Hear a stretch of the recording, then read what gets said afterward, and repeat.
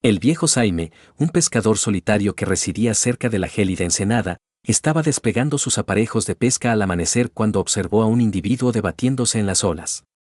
Sin pensarlo dos veces, se zambulló directamente en la turbulenta corriente. El hombre que recuperó estaba hipotérmico e inconsciente, pero lucía una insignia militar desvaída en el hombro izquierdo. Apenas hablaron. Y a la mañana siguiente, personal de la Armada llegó al muelle de madera de Saime. Saime había residido en soledad durante casi 15 años, desde el fallecimiento de su esposa. Hombre de disposición lacónica, se sustentaba mediante la pesca, guardando sus propios pensamientos y eludiendo las complejidades de las relaciones interpersonales. Aquella mañana en particular, con la niebla aún densa sobre el agua, las manos curtidas de Saime Veiga trabajaban metódicamente, reparando redes antes de la expedición de pesca del día. Su modesta vivienda, sostenida por pilotes desgastados, se alzaba en la periferia de la ensenada de cobre, lo suficientemente distante del asentamiento como para que las visitas fueran infrecuentes, circunstancia que mucho le agradaba. La primera luz teñía el horizonte con tonos ámbar cuando lo percibió, una leve exclamación arrastrada por el agua.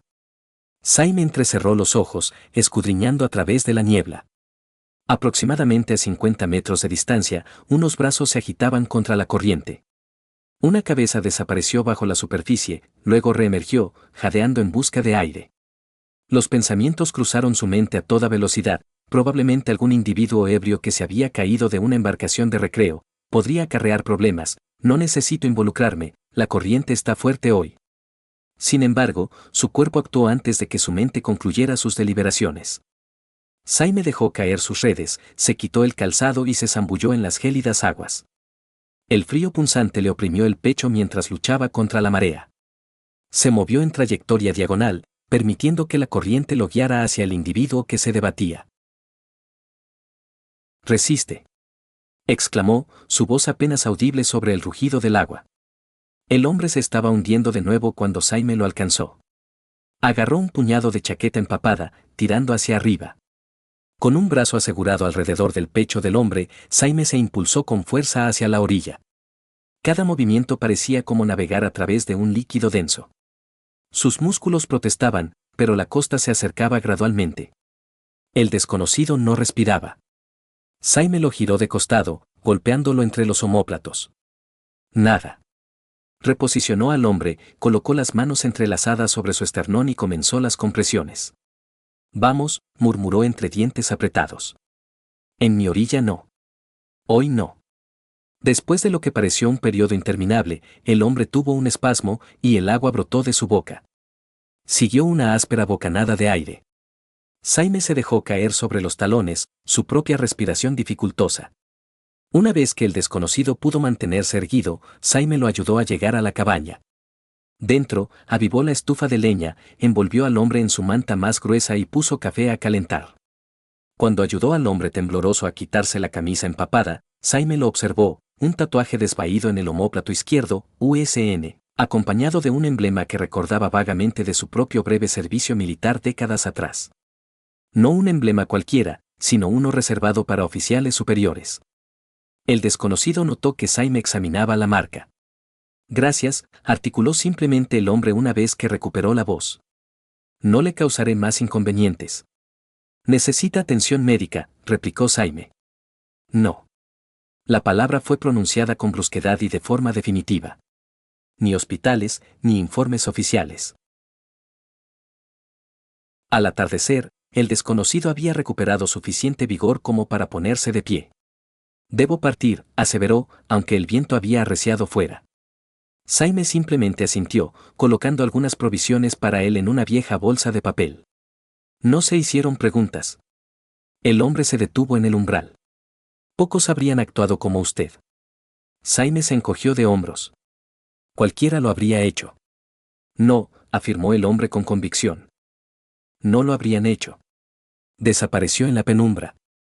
Saime permaneció solo en su muelle de madera, observando cómo las huellas del desconocido se desvanecían gradualmente en la niebla que avanzaba, contemplando la tempestad que acababa de rescatar del océano. A mediodía, la información había circulado por todo el diminuto asentamiento costero de Portomar. El viejo Saime había rescatado a un individuo de la bahía al amanecer. En una localidad donde las anécdotas de pesca tendían a expandirse con cada narración, esta en particular se difundió con una celeridad poco común. Saime observó las miradas cuando amarró su pequeña embarcación para vender la escasa pesca de la mañana. He oído que hizo heroicidades esta mañana, comentó Surso, el supervisor del mercado, contando dinero en la mano callosa de Saime. Simplemente ayudé a alguien necesitado, respondió Saime. Sumamente valiente, insistió Surso, acercándose más. ¿Quién era? No pregunté. Saime guardó el dinero en el bolsillo y se giró para marcharse. Sin embargo, las conjeturas se propagan más rápidamente que la veracidad en las pequeñas comunidades. Por la tarde, la especulación se había transformado. Ese viejo solitario está ocultando algo, susurró Dolores en el Ultramarinos. Nadie simplemente se cae a la bahía al amanecer. Probablemente contrabandistas, asintió su esposo. ¿Recuerdan esas incautaciones de narcóticos en el norte el verano pasado? Lo que comenzó como miradas inquisitivas se transformó en escrutinio sospechoso. Individuos que típicamente ignoraban a Saime ahora lo observaban con deliberada atención. Algunos cruzaban la calle al verlo acercarse. 2 días después, Manuel Pereira, propietario del puerto deportivo donde Saime alquilaba su modesto amarre, se acercó con semblante inquieto. Saime, comenzó, frotándose el cuello, tenemos un problema aquí. Saime esperó en silencio. El pueblo está nervioso con toda esta charla. La Guardia Costera ha estado haciendo averiguaciones. No puedo permitir complicaciones. Manuel evitó la mirada de Saime. Creo que sería mejor que trasladaras tu barco. Solo por un tiempo, ¿comprendes? Saime miró el lugar que su barco había ocupado durante 11 años, luego a Manuel, con quien una vez había compartido camaradería pesquera cuando eran más jóvenes. Comprendo, dijo suavemente. Recogió sus pocas posesiones del pequeño armario que mantenía en el puerto deportivo, aparejos de pesca adicionales, una chaqueta de repuesto, una fotografía de su esposa, Sara, sonriendo desde la cubierta de su primer barco juntos. No ofreció ningún argumento ni aclaración. Saime trasladó su barco al viejo y desierto muelle cerca de su cabaña, un paseo más largo, menos resguardado de las tormentas, pero era suyo. Aquella noche, mientras remendaba una red dañada a la luz de un candil, reflexionó sobre cómo un solitario acto de bondad podía distorsionarse tanto. Transcurrieron 3 días en quietud. Luego, en la cuarta mañana, apareció un sobre, metido en la rendija de la puerta de su cabaña. Sin matasellos, sin remitente. Dentro había una única hoja de papel, gracias por abstenerse de hacer preguntas. Si alguna vez necesita ayuda, contacte con este número. Debajo había una secuencia de dígitos, y al final, una inscripción, CDR Mando Atlántico. Saime dobló la carta con cuidado, colocándola en la caja de madera donde guardaba la última carta de Sara, escrita desde el hospital antes de que el cáncer se la llevara. El sábado siguiente, Saime se dirigió al pueblo a por provisiones. Mientras esperaba su compra en la ferretería, un hombre con una gastada gorra de veterano al otro lado del mostrador captó su atención. Veiga, llamó el hombre, Guillermo Torrado, que había servido en la guerra del Golfo décadas atrás. He oído que pescaste algo más que bacalao la otra mañana, comentó Guillermo, con voz contenida. Saime simplemente asintió. Esa insignia que le mencionaste a Surso, ¿tenía forma de águila agarrando un ancla, con 3 estrellas encima? Saime no había hablado de ninguna insignia a nadie, pero los rumores poseían vida propia. Podría ser, concedió Saime con cautela. Guillermo se inclinó más. Esa no es una marca ordinaria de la Armada. Vi ese emblema una vez, en un almirante que visitaba nuestro grupo de portaaviones. Pero aquí está lo peculiar. Miró a su alrededor antes de continuar. El individuo que la portaba, el almirante Herrero, fue reportado como desaparecido hace 6 meses. Algún tipo de operación clandestina que salió mal. El semblante de Saime no delató nada, pero sus pensamientos corrían veloces mientras caminaba de regreso a su muelle, el peso de algo más significativo de lo que había imaginado oprimiéndole los hombros. Una semana después, apenas amanecía cuando Saime oyó pasos en su crujiente muelle de madera. Llevaba despierto 1 hora, remendando un aparejo de curricán dañado, sus acciones iluminadas por un viejo candil de queroseno. Alzó la vista para observar a 3 figuras acercándose, perfectamente alineadas, moviéndose con el andar disciplinado que las identificó instantáneamente, incluso antes de que el sol naciente revelara sus impecables uniformes navales. La oficial al mando, una mujer alta con insignias de capitán de fragata, dio un paso adelante y ofreció un saludo formal. Señor Jaime Veiga, somos del cuartel general del mando naval. Jaime dejó lentamente su aguja de red, limpiándose las manos ásperas en los pantalones mientras se levantaba. Soy yo, señora. Nos gustaría solicitar su presencia en la base naval del Puerto Norte. Su tono era respetuoso, no exigente. Esto no es obligatorio, pero se lo agradeceríamos enormemente. ¿De qué se trata esto?, preguntó él. Me temo que no estoy autorizada a discutir detalles aquí, respondió ella. Pero puedo asegurarle que no está en ningún problema. Todo lo contrario. La base naval estaba a 40 minutos en coche, oculta tras altas vallas a lo largo de un tramo aislado de costa. La seguridad era estricta, comprobación de identificaciones, inspección del vehículo, asignación de escoltas. Lo condujeron a un edificio sin señalizar cerca de la orilla del mar. Dentro de una pequeña sala de conferencias, entró un hombre con uniforme de gala completo. Jaime lo reconoció inmediatamente, el mismo rostro que había sacado de la bahía, ahora transformado por el impecable uniforme blanco y la tranquila confianza del mando. Señor Veiga, dijo el hombre, extendiendo la mano. Soy el contraalmirante Tomás Herrero. Nos hemos conocido en circunstancias menos formales. Herrero le indicó una silla. Lo que voy a contarle es clasificado, pero se ha ganado el derecho a saberlo. Mientras tomaban asiento, Herrero comenzó. Hace 6 meses, estaba encabezando una investigación interna sobre corrupción en la cadena de suministro, material militar desapareciendo, reapareciendo en lugares no autorizados. Descubrí pruebas que implicaban a varios altos cargos. El semblante del almirante se ensombreció. 3 semanas antes de que usted me encontrara, fui emboscado durante un transporte que supuestamente era seguro. Mi equipo de seguridad fue doblegado. Me incapacitaron con drogas, me trasladaron a una embarcación y me arrojaron por la borda. Supusieron que las corrientes oceánicas me llevarían mar adentro. Jaime escuchaba, su rostro curtido sin delatar emoción. Logré mantenerme a flote más tiempo del que esperaban, flotando entre la conciencia y la inconsciencia. Entonces apareció usted. Herrero se inclinó hacia adelante.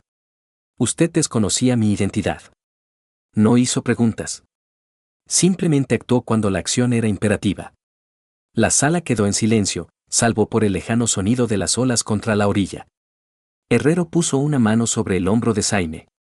Hemos detenido a los responsables, pero esta experiencia ha revelado una preocupante brecha ética en nuestras filas. Demasiada gente siguiendo órdenes sin cuestionar sus implicaciones morales. Otro oficial dio un paso adelante, un hombre mayor con estrellas de almirante. Señor Veiga, nos gustaría ofrecerle un puesto como asesor ético civil para nuestro programa de formación de oficiales. No como personal militar, sino como alguien que entiende que hacer lo correcto trasciende el protocolo. Las cejas de Jaime se alzaron ligeramente, la mayor sorpresa que había mostrado en años. Solo soy un pescador, dijo en voz baja. Exacto, respondió Herrero. Un pescador que no dudó en arriesgar su vida por un extraño, que no hizo preguntas, no exigió recompensa, no buscó reconocimiento. Estos son los valores que estamos tratando de inculcar. El almirante superior carraspeó. También hemos investigado la situación del puerto deportivo. El señor Pereira ha recibido una reprimenda oficial por sus acciones. Sus privilegios de atraque han sido restablecidos si desea regresar. Jaime pensó en la expresión incómoda de Manuel, los susurros en el pueblo, el cruzar de la calle. Prefiero mi propio muelle, dijo. Donde pertenezco. Herrero asintió con comprensión. Por supuesto, pero sepa que ahora tiene opciones. Al concluir la reunión, Herrero condujo a Jaime a la ventana. Abajo, en los muelles, estaba atracada una elegante patrullera, más pequeña que los enormes buques más alejados, pero impresionante de todos modos. Esa es la USS Integridad, dijo Herrero, comisionada el mes pasado. Mañana zarpa en su primera patrulla. Se volvió hacia Jaime. Nos honraría que nos acompañara a la ceremonia como nuestro invitado de honor. Jaime observó a los marineros moverse decididamente por la cubierta, la bandera ondeando al viento. Por primera vez en años, Algo se agitó en su interior, una sensación de conexión con algo más grande que él mismo. Lo consideraré, dijo, lo que era un compromiso mayor del que había dado a nadie en años. Antes del amanecer de la mañana siguiente, un vehículo militar avanzó silenciosamente por el camino sin pavimentar que conducía a la vivienda de Jaime. A diferencia de la comitiva formal del día anterior, este era un jeep solitario, sus faros perforando la persistente penumbra. Un joven marinero desembarcó, portando algo meticulosamente doblado en sus brazos. Se acercó a la cabaña con pasos solemnes, colocando el objeto en los desgastados escalones del porche. Sin llamar, sin anunciarse. Simplemente permaneció rígido por un momento, saludó a la casa y luego partió tan discretamente como había llegado. Cuando Jaime abrió la puerta una hora después, taza de café en mano, descubrió una bandera española perfectamente doblada encerrada en una vitrina triangular. Junto a ella había una pequeña placa de latón con la inscripción: no necesitas proclamar tus hazañas, pero tu nación reconoce quién eres. El rostro curtido de Jaime se relajó en una leve sonrisa, del tipo que casi había olvidado cómo producir. Se ajustó las gafas, levantó la bandera con una ternura inusual y contempló el océano que había moldeado su existencia durante tanto tiempo. Mientras estaba allí, el joven Tomé de la propiedad adyacente, un curioso niño de 8 años que ocasionalmente ayudaba a Jaime a clasificar su pesca, se acercó por el sendero. El niño se detuvo, observando la bandera en las manos de Jaime. Sin instrucción ni explicación, Tomé enderezó su postura y colocó la mano sobre el corazón, tal como le habían enseñado en la escuela. Jaime reconoció al niño con un asentimiento, reconociendo su gesto. Sin gran ceremonia, sin aplausos, sin discursos.